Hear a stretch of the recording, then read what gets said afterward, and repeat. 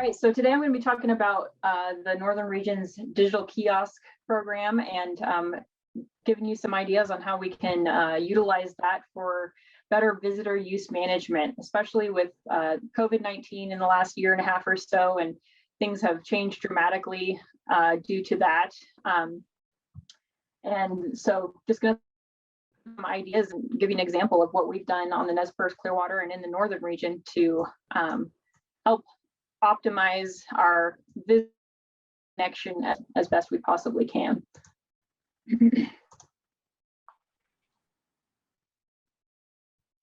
All right, did it move to the next slide, Jimmy? Just double checking here. Yes, I see it. Okay, so the Perce-Clearwater National Forest, approximately, I guess it's been 4 years now, has 3 significantly historic roads and that used to be trails or have trails running along them and have thousands of years of history embedded in them. And we wanted a way to connect with our visitors and to share our stories as the Forest Service and as a very historical area in Idaho. And we wanted to foster responsible use on our forest and on our public lands. And we noticed how technology has become increasingly integrated with most people's daily lives. We wanted to tap into that and connect with visitors in remote locations. And we were trying to figure out how can we use technology to share our stories and direct our messaging to visitors, especially visitors that don't necessarily have the same land use ethics as a lot of us do that work in public lands management. And the majority of the places do not have any kind of cellular or internet connectivity, and that's again is something that has been so integrated with people's daily lives that they're kind of lost sometimes without it. And I know we talk about wilderness and remote backcountry areas as a place to disconnect from that, but a lot of people don't have necessarily that ethic of, oh, I need to step away from my smartphone for the week and I'm going to go in the wilderness and just be totally off the grid. A lot of people do take their technology with them, so we wanted to tap into that and be able to share stories and messaging to foster that responsible use. Hey, Chrysann, just a note, I think you might want to switch to slideshow mode. I think we're in the notes page. Okay, sure. Here we go. How's that? That's great. Okay. Thanks. All right, so I identified a couple of the problems that we've been running into, but again, this last season, we just had an immense increase in visitor use in both front country and backcountry recreational areas, and also in wilderness. And we saw this noticeably large increase in visitation. And with that increase in visitation, we've also been kind of stretched thin in recreation, at least as far as our capacity and ability to interact with the public. And then we were also, constrained by the COVID-19 pandemic in what we were allowed to do in our interactions with the public. And that capacity is already stretched thin, and we don't have the opportunities to post a ranger at busy trailheads or high areas to provide information to the public going in or out of wilderness or other backcountry or front country recreational areas.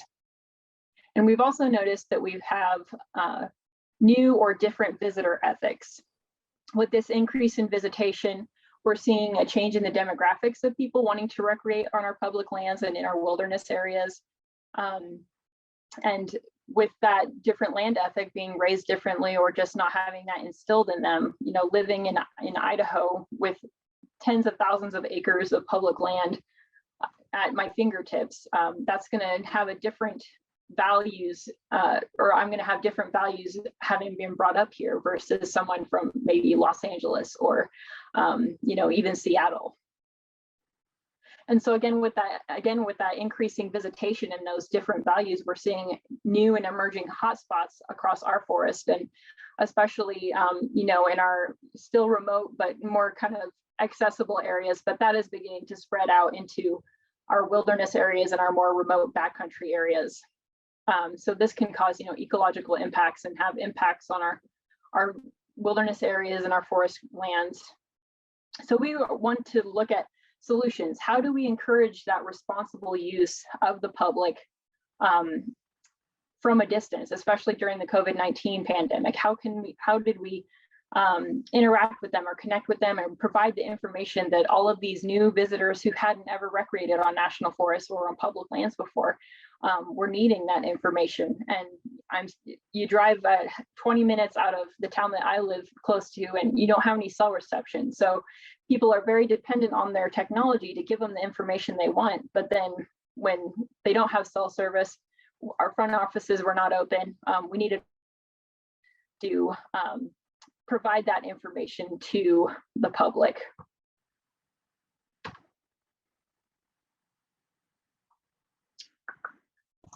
There it goes. Ooh, too far. Stuck. There. Ah, hang on a second. My slideshow is going too far here. Apologies.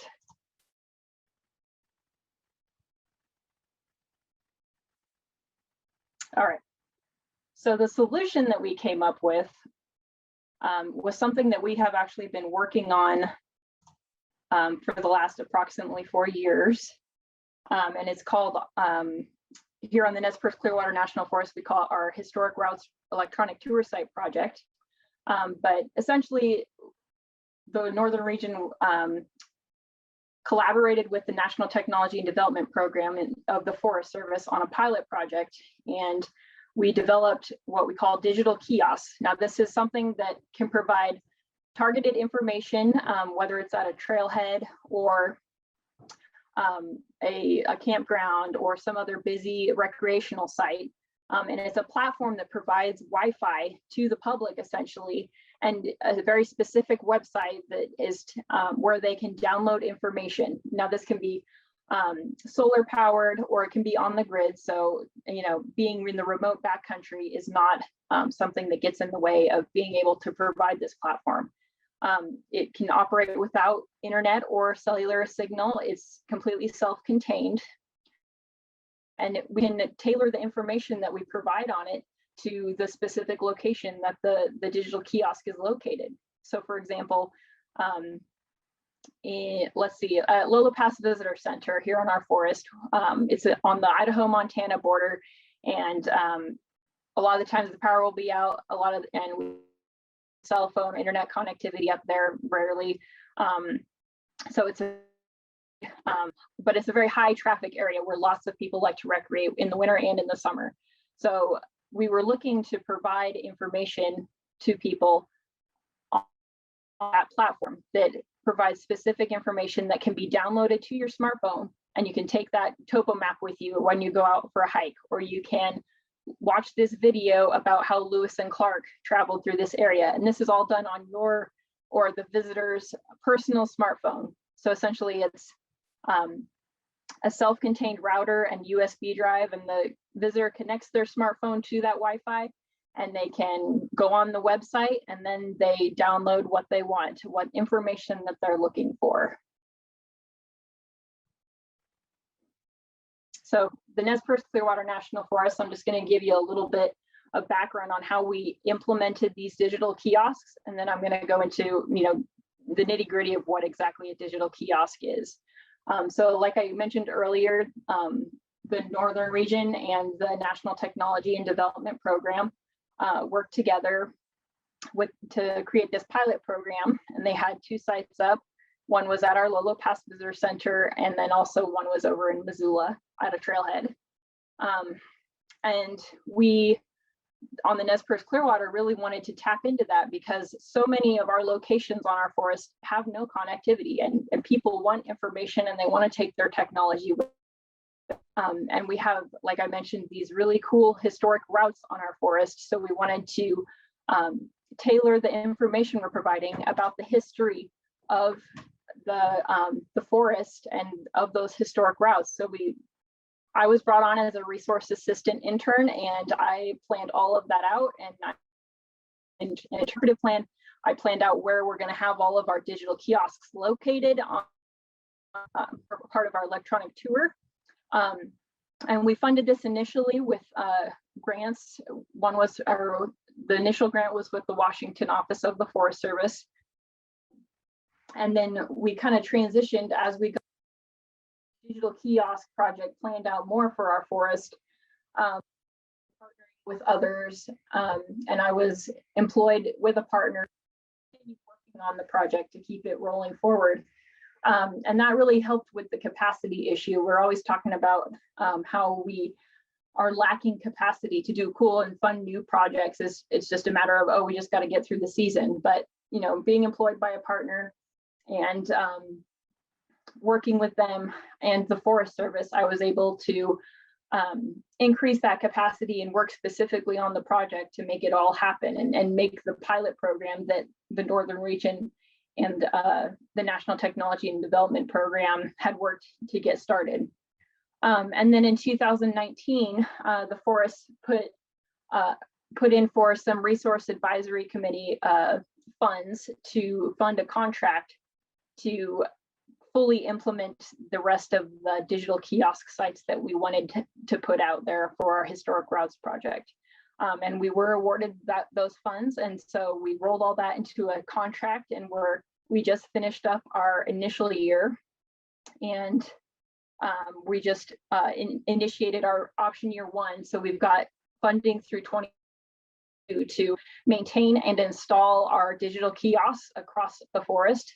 And we have funding in there for not just the hardware maintenance and checking on them each year, but also updating the content, the multimedia stuff that is on the website that you would connect to.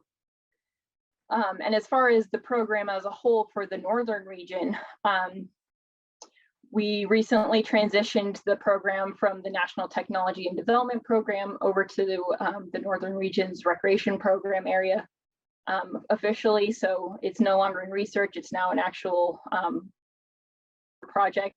And then I developed an operations plan. So I will share that here with you today. If you are interested in getting digital kiosks for your site or your forest or public lands area that you are, you can look that over and see what it really takes to get one. But I will share that here at the end. And then also over winter, I helped get 4 other forests in the Northern Region set up with each getting a digital kiosk themselves. So it's not just the Perce-Clearwater now that has them. And we're working towards continuing to make them available to other forests as we can.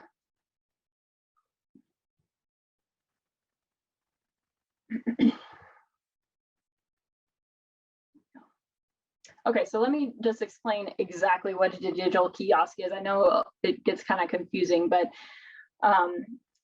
essentially it's just a simple website that's coded in HTML coding and language, and you code in the different files, whether it's a digital brochure or like PDFs or map PDFs, videos, podcasts in various formats, and you code those into the HTML coding, that template that we have that the Forest Service developed. And then the hardware associated with that, after you get all of your basically web editing done, you've got a router and you've got a USB drive where you drag all of your, or you put all of your coding onto that USB drive, and that's where the website is living. It's not living out in the internet, it lives on that thumb drive in that coding. And then it's powered by, you know, solar power and battery and the other associated components to make that electricity work. And then also we have instructions so that people who walk up to one of these digital kiosks in the remote backcountry, usually we try to integrate with signage that's already out there, so big interpretive panel or something like that. And we add a sign that walks you through the steps of how to connect to it.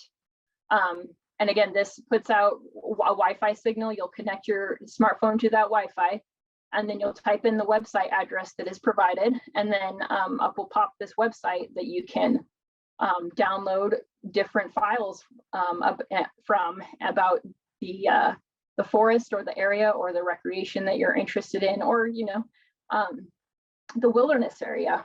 We have 30 sites across our forest that have digital kiosks at them. And that includes the Magruder Corridor, which is basically the dividing line between the Frank Church River of No Return Wilderness and the Selway Bitterroot Wilderness. So having that wilderness messaging is really important, especially for those locations surrounding the wilderness areas.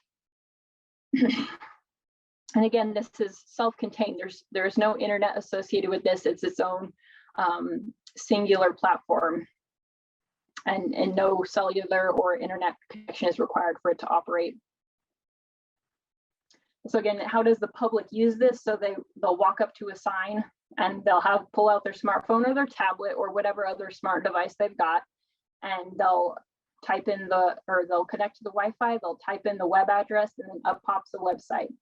And then they can download what information they want and be on their way. And that's why we kind of framed it up around being what we call our electronic tour sites, is where we have all of our digital kiosks at, so that when we're out promoting, whether it's on social media or our internet website for our forest, or talking to it about partners or user groups, we can provide them a list, be like, hey, we have all of these electronic tour sites or with digital kiosks at them, where people can download information when they're in the backcountry or in places that have internet connectivity. And we also included our local community areas too.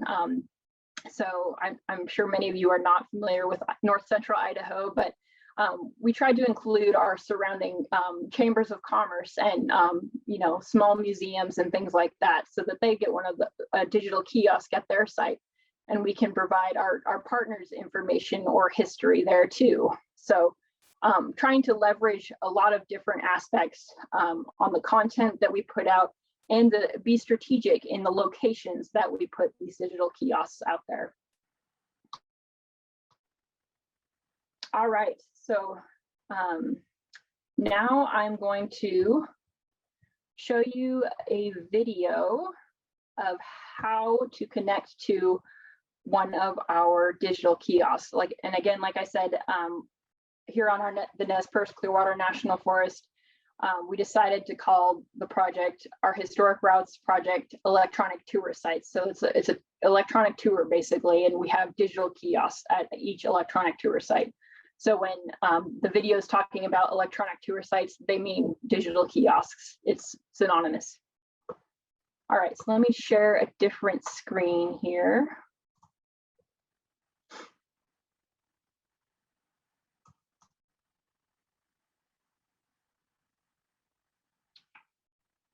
Hold on one minute.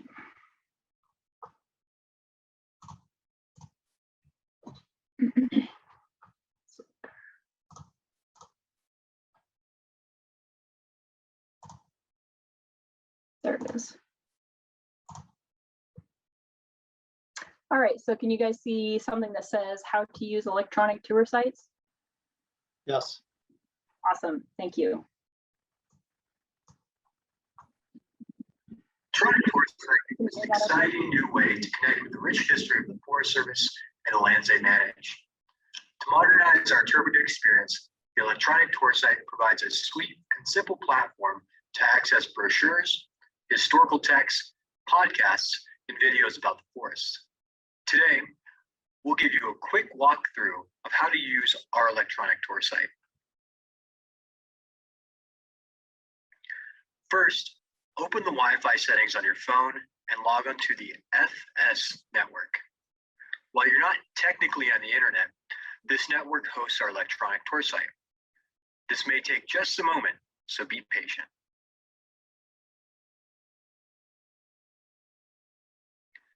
Once you're connected, open your web browser and type in http://fs//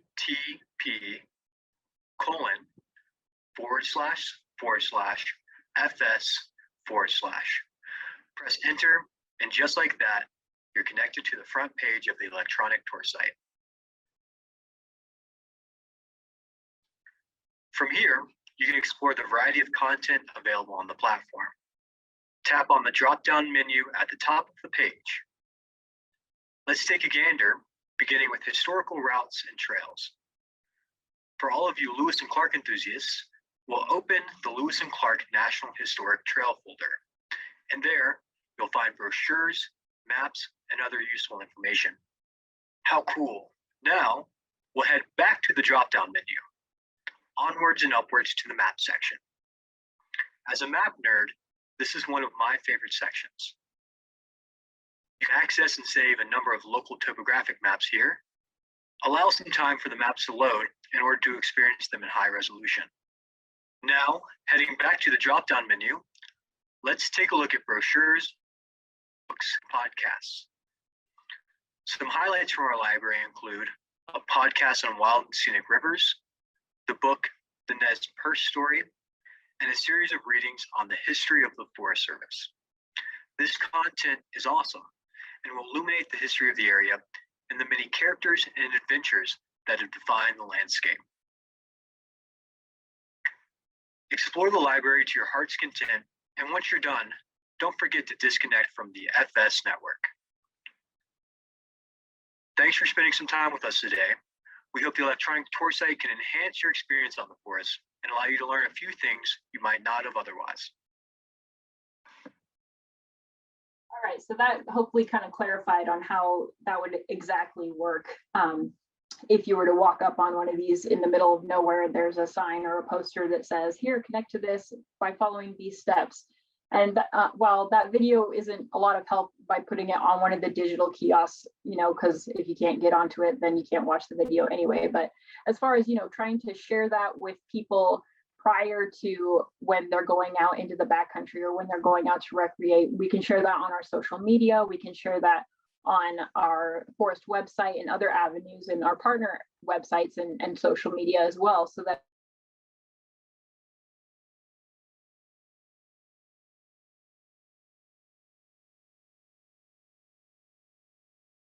idea of how to actually connect to one of our digital kiosks out there in the backcountry. So now I'm going to share just an example. I'm going to pull up an actual digital kiosk website that I worked on over the winter for the Beaverhead Deer Lodge National Forest for the northern region. And so you can just see a little more in depth on what content we can put on there. So can you guys see that okay, Jimmy? Yes, we can see it. Awesome. So when you walk up to the site, you type in, or you connect to the Wi-Fi, and then you type in the web address we give you. Up will pop this website on your smart device. And this is just the home page where you can put whatever information you want on there. So if you wanted to be specific with your wilderness area or with your recreational site, you could put, you know, welcome to the Selway Bitterroot Wilderness Trailhead or whatever. And then you can put some brief information about your forest or that wilderness area, and then some of the opportunities that people can participate in at that site. And then at the top, you have your menu, and we'll click on recreation here. And so you can have various types of files, whether it's PDF or Word documents, that people, you would click on one of these and you can download it to your phone. So if you wanted a auto tour brochure about the Nez Perce National Historic Trail, and you're out visiting on the Beaverhead Deer Lodge National Forest, you could download one of those brochures to your smart device, and you can take that with you as you go and recreate. And especially since we've had all of our front offices closed for over a year now, you can't just walk in and grab a brochure and find out information face to face from people.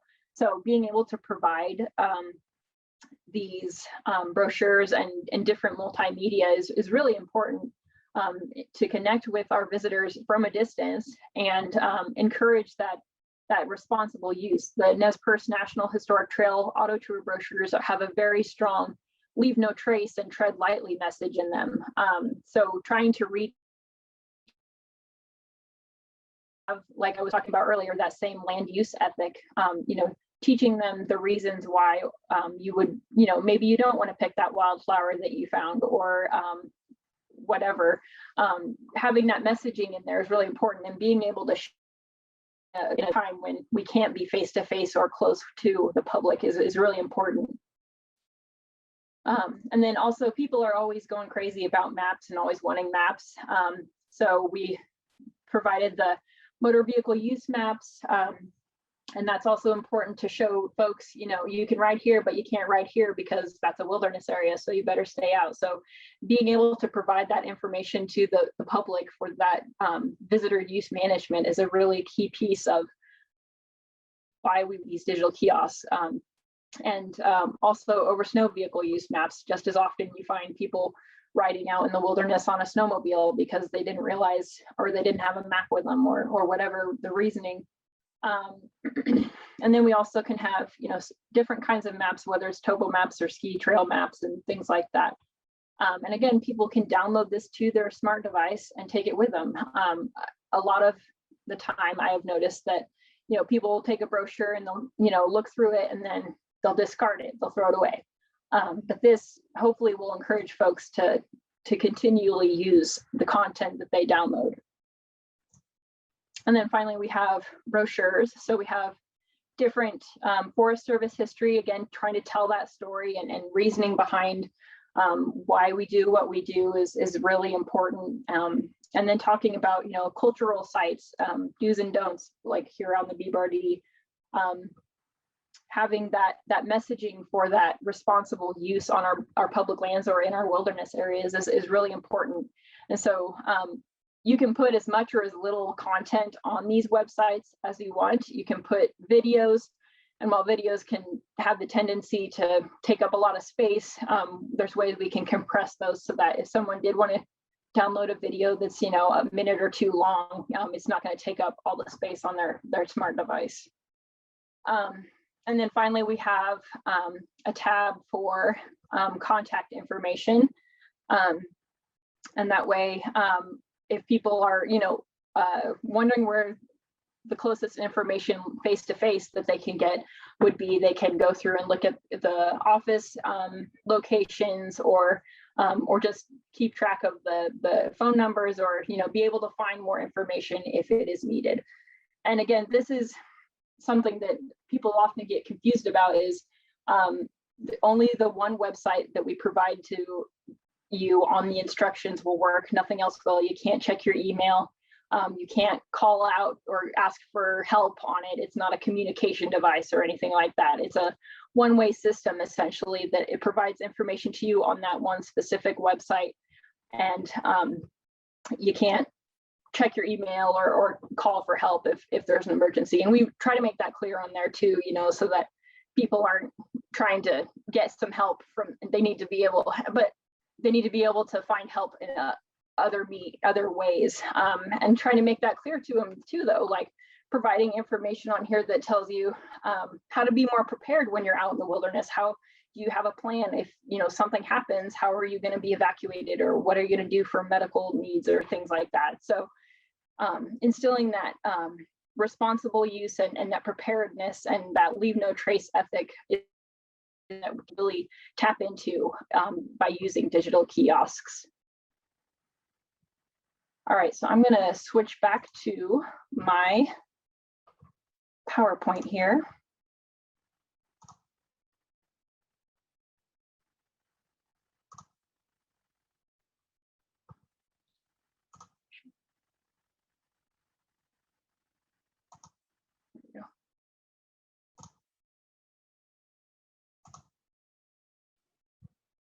All right, can you see that okay, Jimmy? Yeah, I can see it. It's on your notes page right now. Okay. Switch back to slideshow here. Oh, went back to the beginning. Hang on. Let me go through here. As you do that, Chrysann, you do have a number of really positive comments in the chat box, as well as some questions. And so Awesome. as we get towards the end, again, I think we have a small enough group that if folks want to raise their hands and ask questions, they can. But Okay. I'll let you keep going here. Okay, we've got a couple more slides to go here before we can open it up for questions. So I just wanted to talk quickly about materials, the cost and the funding avenues that we have utilized. So like I mentioned earlier, for the Perce-Clearwater's project, we initially started with a grant from the Washington office. And then we also put some money into an agreement so that I could keep working on it as an employee of the partner and working with the Forest Service to implement the project. And then we also used some forest funds for that agreement. And then again, we got some resource advisory committee funding for 3 years so that we could put it out for contract and get all 30 of our sites installed, because we had 6 or 7 installed through the partner. And then we put it out for a big contract with the Forest Service. And then we're also looking into GAOA as an opportunity to up our interpretive services across our forest, because while we do have 30 sites, that includes sites with partners and some of our special use permittees like Loxaw Lodge or Red River Hot Spring, and so several different aspects of that. But if we wanted to expand that more, we would want to look into updating our interpretive services to include digital kiosks, and we could definitely do that through GAOA. So as far as cost and is associated, or as far as cost is concerned, and materials you would need, hardware wise, you'd need a USB drive, the specific router, solar panel battery, charge controller, and all those other hardware pieces. And that makes up the physical digital kiosk. And then you also need the HTML coding that was developed by the Forest Service. And that's, that's not a trade secret or anything. Other agencies and other partners and then the editing of the brochures, those videos, those podcasts, multimedia content you wanted on your digital kiosk website would have to be edited into that coding. And looking at our contract that we had, that can definitely vary across, counties, regions, states, nations, etc. That like the funding on this will vary a lot, just depending on how far it would be for the contractor or whoever is doing your install, how far they'd have to travel and things like that. But on average, we were spending about $2,000, and that includes all the hardware, the contractor going out and installing it, and then also the hours and time that it took the contractor to take those media files, those podcasts, brochures, maps, etc., and to edit them into that coding. And that's kind of the most expensive piece. Usually the install only takes about an hour or two if the contractor gets everything prepped up prior to driving out in the middle of nowhere to install it. So a lot of the cost is going to be in that web editing, web editing piece of it.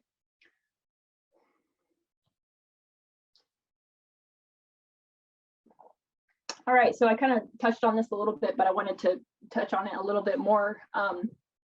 As far as what we on the Perce-Clearwater are doing for the Great America Outdoors Act and kiosks, while we have a contract already set up to buy the hardware, do the web editing, and install the kiosks the kiosks out at our 30 sites and do the maintenance each year through 2022.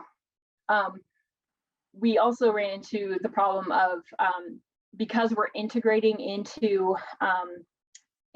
the kiosks with signage like interpretive signs and panels that we already have on the landscape, because we didn't want to clutter up the landscape or increase the amount of signage that we were going to have to maintain. We worked to integrate with existing infrastructure that we already had on the ground. So with GAOA, we're working to update all of our interpretive panels to more up-to-date messaging. So we're also going to include those instructions on how to connect to the digital kiosk at the sites that have digital kiosks. So that's how we're going to leverage GAOA on our forest. But I want you to just kind of pause for a minute and think about what opportunity you see for your forest or your wilderness or your public land site or recreational site. How can you leverage digital kiosks and GAOA together? What other opportunities do you see moving forward that you could fund this and bring this digital kiosk idea to your site? So something that you can think about, and we can talk about it more certainly in here in a minute. So just kind of to summarize, digital kiosk really help us out in that we have low capacity. We can't be face to face all the time with the public, and they want that interaction or that information from us. So reaching audiences in remote locations, whether it's just the backcountry or a wilderness trailhead, it's a really good opportunity with digital kiosks to provide that information and to reach those people that need that interaction or that information that they can't get or didn't think to try to get before they headed out into the backcountry. It's a great way to connect with people because technology has become integrated with every aspect of our daily lives. And, thinking about being really creative on the kind of you could provide to people, you could really provide a meaningful connection if you had the gentleman who did our plenary session yesterday morning, do a short conversation with him. And what does wilderness mean to him or the outdoors and just sharing a video or a short podcast clip or something like that. You could really touch people and connect with them meaningfully for sure.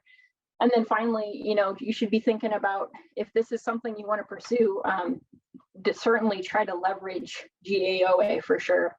To help you fund getting digital kiosks on the ground. All right, and with that, why don't we go ahead and go into questions, and then I also have some conversation kind of starters and questions for all you folks too. But let's start with questions you have for me. Hey, Chrysann, you have a very rich chat box going on here with a lot of discussion and questions, and so it's great. As in past sessions, encourage folks, feel free to keep dialoguing. Jeff Ward has joined us as well, Chrysann, and he's been answering some of those questions.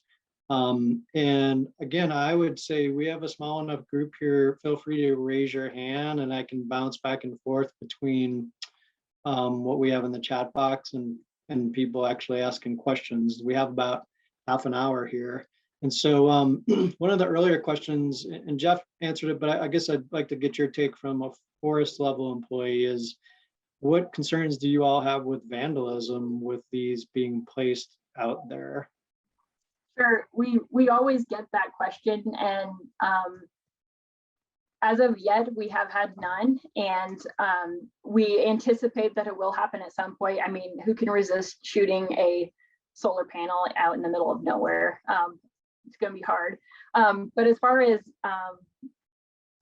the likelihood of it happening, it's pretty low. But again, we have a pretty low volume visitation compared to a lot of the more front country forests or public lands areas like Missoula or Bozeman in Montana as examples, or even Seattle with the Mount Baker Snoqualmie National Forest and things like that. So we have yet to have vandalism like theft or them being destroyed to happen, and that's just something that we live with that daily anyways in recreation, and something always gets broken or shot up, and that's something that we just anticipate in our budgeting out what we're going to need in future years as a maintenance cost. We're going to have to replace broken parts, we're going to have to replace whole units if they get stolen and things like that. So like I said, it hasn't happened yet, and we do have as part of the pilot, there was a site that has been put up in Missoula at the Blue Mountain Trailhead there. and it, so it sees a lot more high traffic stuff than we see on our forest. But it as yet has not been vandalized. So hopefully that answers your question. Great. There's a number of requests for you to put your PowerPoint in the chat. I have let folks know that we are recording, and this will be available, I think, relatively quickly on the SWS website. But if you're willing to drop it in the chat, I think we set it up so that you can do that if you want. Okay, yeah, I'll absolutely do that. And I also need to share the operations manual that can help people get a better idea of what exactly it takes to get one of these out on the ground. So I'll share that in there too. That's great. And to remind folks, you can use the reactions thing on the bottom of your screen to raise your hand if you want to ask a question in person.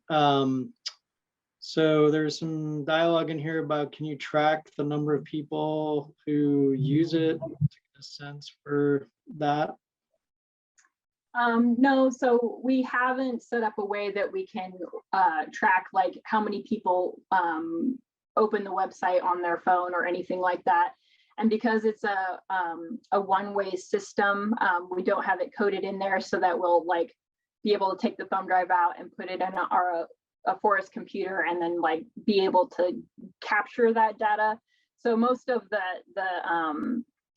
the information we have on, people's receptivity to the use of it, or how they liked it and stuff like that. A lot of that has just been anecdotal, or just asking people from the public how they like it, or and we're getting that feedback more the most from our community locations where they see slightly more visitors and they have people there watching or helping people get logged into it. So like our local community center, our Lolo Pass Visitor Center, and our special use permittee at Loxhaw Lodge. Those three, I would say, get the most traffic. But all the feedback that we've had has been good, and people are really excited about the maps. And we just added a bunch of videos this last couple months. So I anticipate people will be a lot more excited about it in the near future. But no, as far as having a way to track that, we don't. And it was partially purposeful. I know there's some nuanced rules that apply on collecting people's information and things like that. So the National Technology and Development Program purposefully did not develop that. And that's something we've talked about. We've talked about using QR codes that are easier than typing in a website address. We've talked about trying to figure out a way that we can gather that data on how many people have logged in. So again, this is kind of, we're like the first people to implement it apart from the pilot. So we're still working out all the kinks, and that's something we definitely want to look into in the future. Okay, thanks. So can you download data like onto your smartphone from one of these? Can you get maps and other information?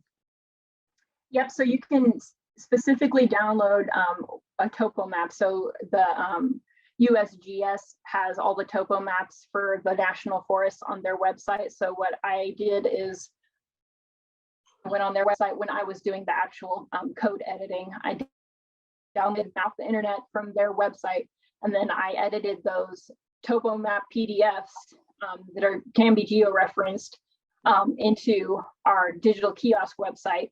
So people, you literally can go onto the Kiosk website when you're at one of those sites out in the middle of nowhere, and you can click on it and you can select download and download it directly to your phone. So you can take it with you, you can keep it if you want to, and all the content that we have on there currently is just stuff we readily had available. So we are currently in the development stage for developing additional content. So. Great.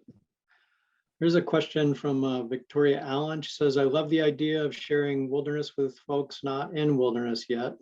So where you can install the kiosk, you can bring wilderness closer to non-wilderness visitors. If you're looking at a designated wilderness type info. I guess maybe not a question, but can you respond to that? Sure. So kind of as an example, we have some sites, because the Magruder Corridor historic road that we have, that we kind of surrounded this on as one of our routes. It goes from our forest out of Elk City in the middle of nowhere, north central Idaho, and goes all the way across the Bitterroot Mountains into Montana, over and into Darby, into the Bitterroot Valley. So part of our sites, part of our digital kiosk sites are on the Bitterroot National Forest, and they're a very wilderness-centric forest. So we've been working with them to increase the wilderness profile, basically, on the electronic tour sites that are on their forest. And again, because that Magruder Road divides the Frank Church and the SBW wilderness areas, increasing this message is certainly an important aspect of that. And basically, if you go, a couple hundred yards off either side of that road, you're in wilderness. So we wanted to be strategic on where we had those located. So we have them at all the major hubs along that road, so that we can certainly reach more people. And basically, if anybody's going to be out there, they're either going to be there to recreate on the road as an adventure route, or they're accessing the wilderness. So it's kind of two main user groups there are motorcyclists or UTVers and 4x4 people, and then the other user group is just wilderness folks. So certainly can tailor that messaging for wilderness areas. We have some more questions, but I wanted to make a connection that was made earlier. And one of the things that I thought about when we first started talking about this session is that, the wilderness community has a history of maybe not being crazy about bringing technology into wilderness. And with that, when I saw this, I was like, well, here's a great way to interpret things within wilderness, but share the information outside of wilderness and potentially have someone bring it with them. And if you were on one of our earlier sessions, like we had a discussion about using smartphones to collect data. I remember the time like 15, 20 years ago when wilderness rangers were concerned about using GPS units to collect data. Was that part of the wilderness ethic we were going to push forward? And so anyway, times have changed. I think some of our ethical approaches have changed, but this to me jumps out as an opportunity to provide information the way that people are getting it, and not have installations inside of wilderness and use what they're using already. So you can share, like I said, we do have a few more comments, but we can bounce into what you have here and then go back, Chrysann, if that makes sense. Sure. Yeah, I just wanted to move on to the next slide, just so that we can kind of maybe open it up to some conversation, and just to be thinking about how can we use digital kiosks to cultivate that good visitor use management. And you can read all the questions there, but these are just kind of conversation starters that we came up. So if you want to take a moment to think about those questions, or concerns, or what concerns do you have about utilizing digital kiosks, or what hurdles do you see or challenges, and things like that.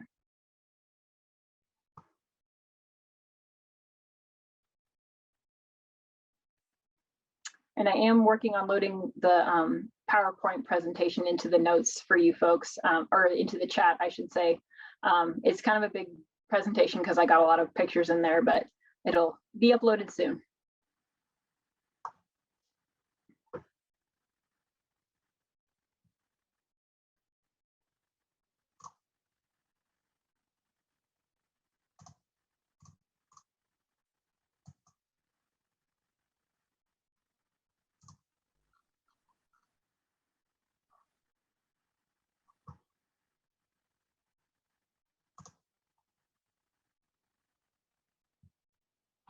Okay, I have one more question in the chat box, and then we can come back to this if we want to. But this was a follow-up from Victoria Allen. She says, did you run into any opportunities for geofencing, in quotes? I'm glad, because I don't know what that is.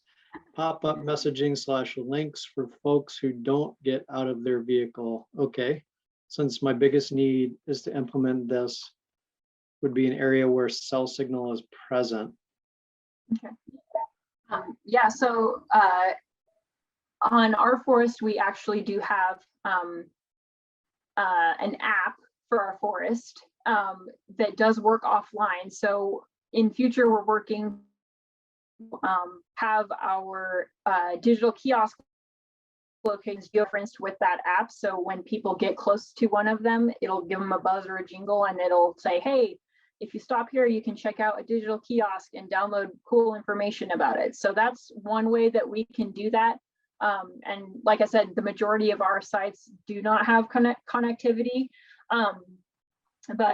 Yeah, there's certainly some ideas out there that have been thrown around, and that's one of them is we do have a forest app that we use. And that being said, it's not required to have an app to use the digital kiosk. It's totally a separate thing. But when we were thinking about, how are we going to notify people that is there, that was one way that we came up with, notifying people. And that's with the caveat of, they have to have the app downloaded on their phone to begin with in order to be able to get that notification. But that's just one way that we have come up with that works for us that we're going to implement on our forest.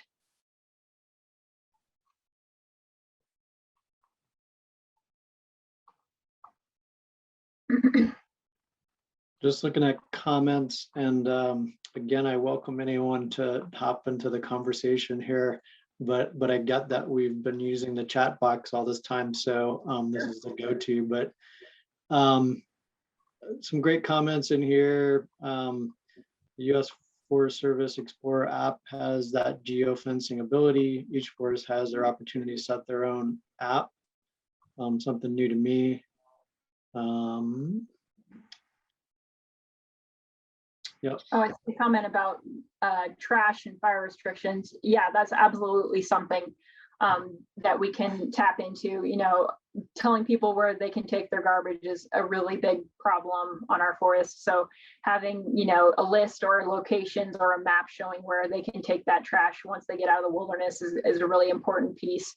And then also notifying folks about fire restrictions. So it is a great idea, and it's totally something that you should try to do. But it's a little difficult because depending on where you have your kiosk at. If it's a front country one or a little more accessible, then yeah, it'd be easy to update the coding essentially like weekly if you wanted to. But as far as being constrained by a contract, we just have updates funded for once a year to those digital kiosks. So if that was something that you wanted to do, yeah, it's totally something you could do. And I personally know how to edit the coding in those. So if we wanted to do something like that, I could totally do that. So to where we're updating certain ones with fire information, that's absolutely something you can do.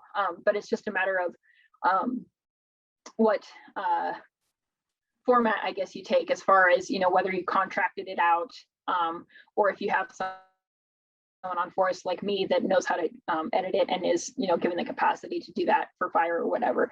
And fire has utilized it as well. I believe somewhere in region 9 was one of the pilot locations, or 8, Michigan or Minnesota, I can't remember. Jeff might remember, Jeff Ward. But anyway, so you can utilize it for fire, and I think the capacity of, or what the fire people were using it for, was just providing updates to their fire folks each morning, so they could just go download what they needed and then be on their way. But yeah, providing it to the public, that's certainly something you could do.